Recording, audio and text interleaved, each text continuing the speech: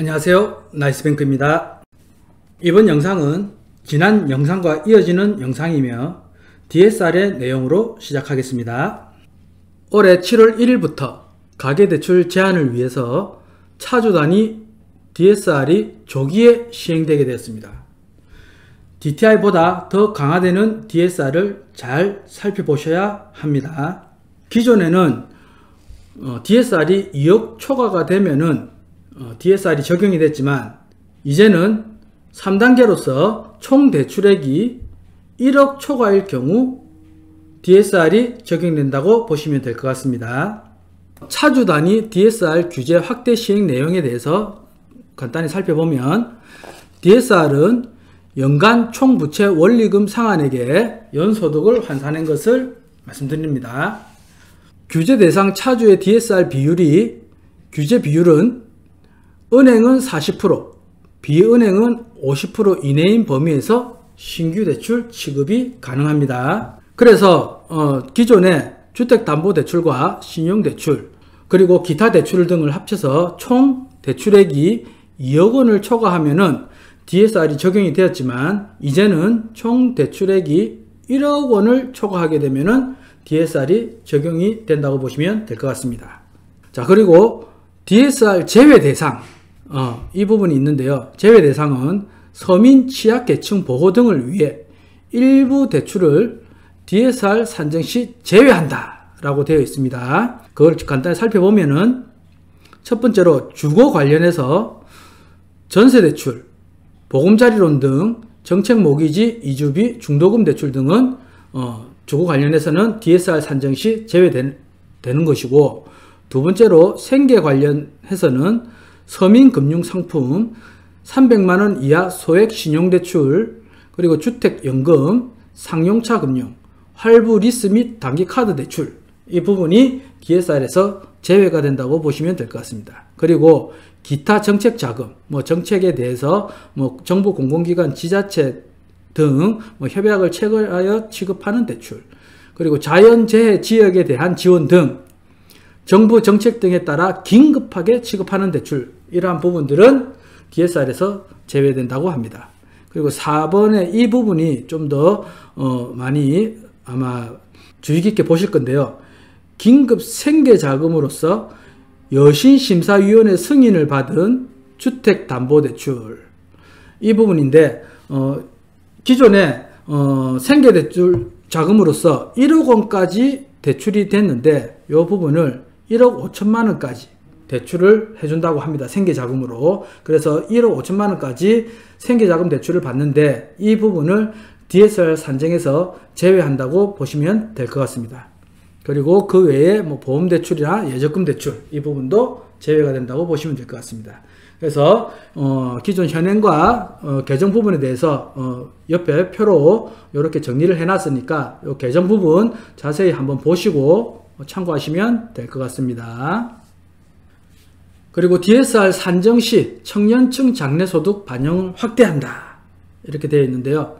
추진 배경으로는 장래소득 증가 가능성은 높으나 현재 소득으로 DSR 산정 시 상환 능력이 가소평가되는 청년층 등에 대한 DSR을 개선한다 라고 되어 있습니다. 추진 내용을 보면 생애 주기에 걸친 상환 능력을 보다 실질적으로 평가할 수 있도록 개선하겠다 라고 되어 있고요. 실질적인 소득 흐름을 반영하도록 통계청 고용노동통계상 연령별 소득 자료를 기초로 장래소득의 계산 방식을 개선한다 되어 있습니다. 그리고 장래소득 산출 시 차주가 유리한 만기를 선택할 수 있도록 개선하겠다 라고 되어 있습니다. 그런 부분은 이 표를 보시면 될 것 같고요. 그러면 대출 장래소득 증가 가능성이 높은 연령층의 대출 한도를 확대하겠다. 장래소득을 그러면 20대, 30대들이 미래소득은 훨씬 더 높겠죠. 그 부분에서 20대는 38.1%에서 그리고 30대는 12%, 여기서 20대는 51.6%, 30대는 17.7%로 확대를 하겠다. 이렇게 해서 좀 더 DSR을 좀 더 원활하게 하겠다, 이렇게 보시면 될 것 같습니다. 요 사례를 보면 월 급여가 300만 원인 30세 무주택 근로자 연이자 3.5% 그리고 DSR 40% 30년 만기로 했을 때 예상 소득 증가율 17.7%를 더하게 되면 현재 소득이 3,600만 원일 경우 장래 소득은 4,237만 원까지 늘어나게 됩니다. 그래서 대출 한도가 기존에는 2억 6,723만 원까지 되던 것이 늘어나게 됨으로써 3억 1,452만 원까지 최대 17.7%가 늘어난다고 보시면 될 것 같습니다. 그리고 사례 두 번째를 보면 월 급여가 250만 원인 만 24세 무주택 근로자, 이거는 20대죠. 20대일 경우에 연리 3.5% 이자와 DSR 40% 그리고 30년 만기 예상 소득 증가율은 51.6%라고 했을 때 현재 소득이 3천만 원 그러면 요 소득이 3천만 원일 때 장래 소득은 4,548만 원까지 늘어나는 것이죠. 30대보다 20대가 연봉이 작지만 더 많이 늘어나죠. 그래서 기존 대출 한도가 2억 2,269만 원 되던 것이 최대 3억 3,760만 원까지 51.6%가 늘어나게 되는 것입니다. 그래서 훨씬 더 대출을 많이 받을 수 있다라고 보시면 될 것 같습니다. 상환능력심사 보완 방법 LTV 정상화에도 불구하고 DSR로 인해서 대출이 제약되는 것은 아니냐라고 이야기를 하는데요. LTV 규제 정상화 과정에서 상환능력심사 제도가 청년 등의 대출을 제약하지 않도록 DSR 제도를 합리적으로 개선한다. DSR 산정 시 장래 소득 반영폭을 확대한다 라고 되어 있습니다. 그래서 실질적으로 앞에 말씀드린 바와 같이 청년층들이 미래 소득을 더 반영폭을 확대를 해서 대출이 좀 더 원활하게 될 수 있도록 하겠다라고 보시면 될 것 같습니다. 이 부분은 아래 표를 좀 더 참고하시면 될 것 같고요. 현재 장래소득 인정에 소극적인 금융회사들도 적극적으로 장래소득 인정 기준을 활용하도록 유도한다. 그리고 최근의 대출 만기 확대 추세도 DSR 제약 완화에 도움되는 측면이 있다라고 보시면 될 것 같습니다.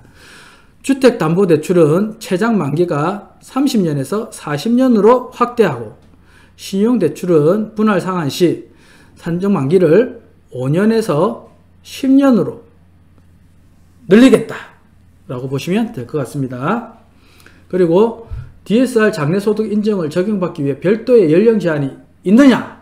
예, 별도의 연령 제한이 있습니다.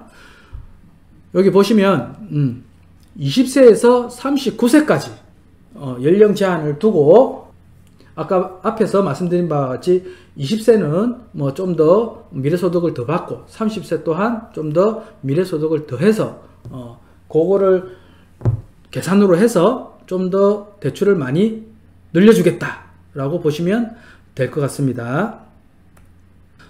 차주 단위 DSR 3단계 적용되는 시점은 22년 7월 1일 이후 신규 대출 신청분부터 3단계를 적용한다라고 되어 있습니다. 그래서 7월 1일 이전 금융회사가 전산상 등록 등을 통해 대출 신청 접수를 완료한 경우는 종전의 규정을 적용한다.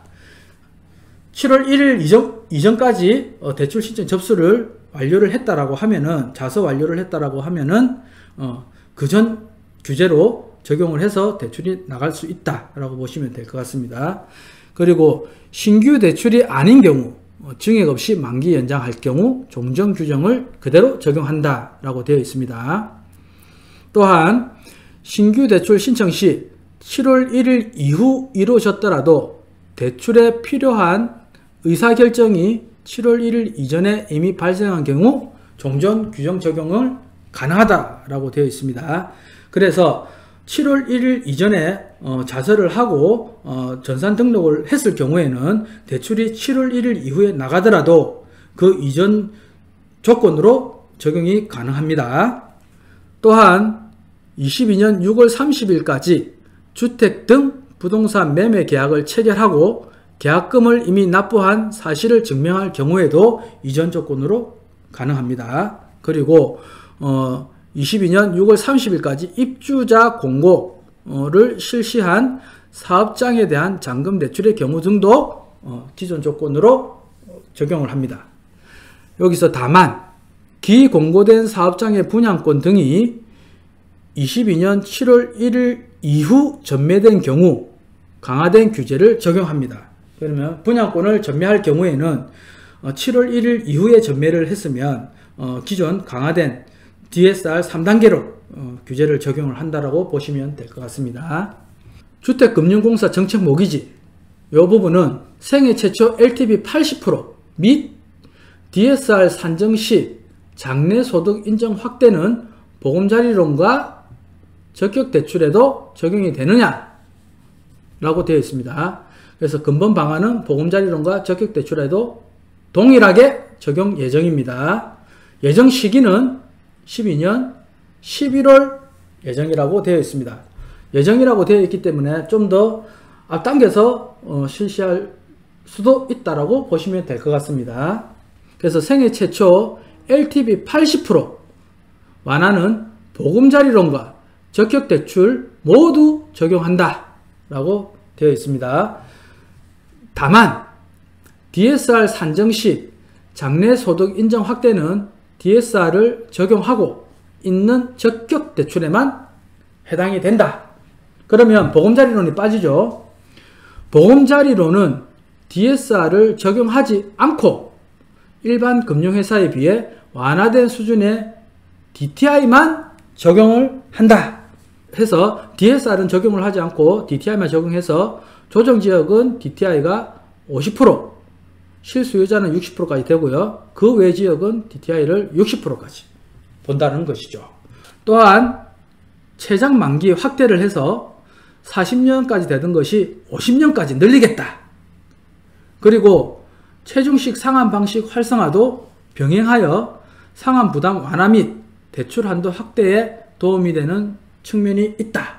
여기서 체중식 상환 방식 활성화 이 부분이 나오는데 체중식 상환 방식은 뭐냐면은 우리가 기존에 알던 원리금 상환 방식과 원금 상환 방식보다도 체중식 상환 방식은 처음에는 이자를 아주 많이 내고 원금을 아주 작게 내는 방식입니다. 그렇게 해서 처음에 그 월 불입 금액이 부담이 되는 것을 좀 더 이자를 작게 내므로 인해서 월 불입액을 좀 더 작게 낼 수 있도록 그런 방식도 활성화하겠다라고 되어 있습니다.